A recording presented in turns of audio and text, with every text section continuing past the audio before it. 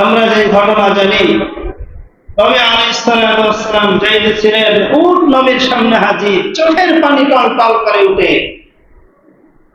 আল্লাহ নবী তো দেখে বুঝে ফেললেন যে উট কেন কান্না করতেছে, কান্নার ভঙ্গিটাই বুঝতেছে যে কেন কান্না করতেছে। সন্তানকে যখন মা মারধর করে তখন বাবার কাছে আসে, বাবাই বুঝতে পারে তার মা মারছে, অথবা কোনখানে আপনার ব্যথা পাইছে, ব্যথার কান্না, মায়ে মারার কান্না, দুইটা ভিন্ন কান্না। ভিন্ন না? হ্যাঁ, সব ভঙ্গিমা ভিন্ন। অথবা বাহির একটা ছেলে সন্তান তাকে যদি মারে, সেটার কান্নাও ভিন্ন। ঘুমের থেকে উঠে যদি কান্না করে, সেটার কান্নাও ভিন্ন। রাত্রে ঘুমের ভিতরে যদি কান্দে, সেটার কান্নার আওয়াজও ভিন্ন। ভয় পেয়ে যদি কান্না করে, সেটার আওয়াজও ভিন্ন। তাহলে বলতেছিলাম যে দেখেন, নবী আলাইহিস সালামের কাছে যে উট আসছে চোখের পানি নিয়ে, বুঝতে পারছেন এই উটকে যিনি পরিচালনা করেন তিনি এই উটের উপরে জুলুম করেন। তখন এই উটের মালিককে ডাকলেন। এই উটের মালিককে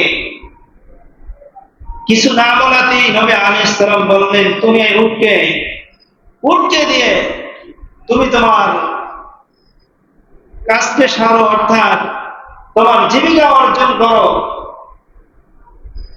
অথচ তুমি এই উটকে সময় মতো খাবার দাও না, এই উটকে তুমি সুন্দর মতো পরিচালনা করো না, যার কারণে আজকে এই উট চোখের পানি ফেলছে। তাহলে দেখেন, নবী আলাইহিস সালামের কাছে উট যাওয়ার কারণে আজকে আমরা এখান থেকে কি মাসালা পেয়ে গেলাম? এটাও আমরা পেয়ে গেলাম যে আপনার কর্মচারী যখন আপনার কাজ করবে, কাজ করার সাথে সাথে আপনি তাকে বিনিময় দিয়ে দেন। বিনিময় দিয়ে দাও, বিনিময় না দেওয়ার কষ্ট অনেকটা। এজন্য যারা মালিকের কাজ করবে তাদের পারিশ্রমিক, হাদিস আমরা সবাই জানি, ঘাম শুকানোর আগেই শ্রমিকের পারিশ্রমিকের টাকা তাকে দিয়ে দাও, তাকে দিয়ে দাও।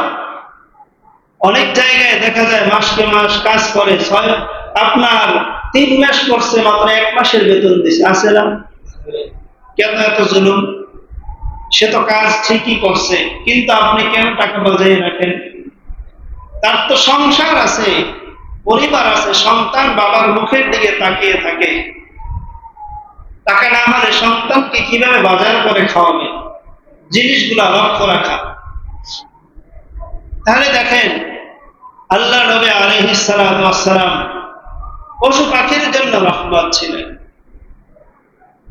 যে হরিণের ঘটনা আমরা জানি, কোন শিকারকারী ব্যক্তি হরিণকে আটকায় রাখছে, হরিণ নবীর কাছে আরজ করছেন জবান খুলে, ইয়া রাসূলুল্লাহ, আমার বাচ্চা অমুক পাহাড়ে আমাকে এখানে বেঁধে রেখেছেন, আমি আমার বাচ্চাকে দুধ পান করি, আমি আমার জায়গায় ফিরে আসবো, আমাকে ব্যবস্থা করে দেন। সুবহানাল্লাহ। নবী আলাইহিস সালাম তাকে ছাড়ার ব্যবস্থা করে দিলেন। হরিণ আমার দুধ পান করে বাচ্চাকে আবার তিনি জায়গায় চলে আসেন। সুবহানাল্লাহ। তাহলে আপনার আর আমার নবী সবার জন্য রহমত। তাহলে নবী আলাইহিস সালাম আমাদের জন্য রহমত, আমাদের ইলাহ। এই নবীর জীবন অনুসরণ আমাদের করা অত্যাবশ্যক করতে হবে।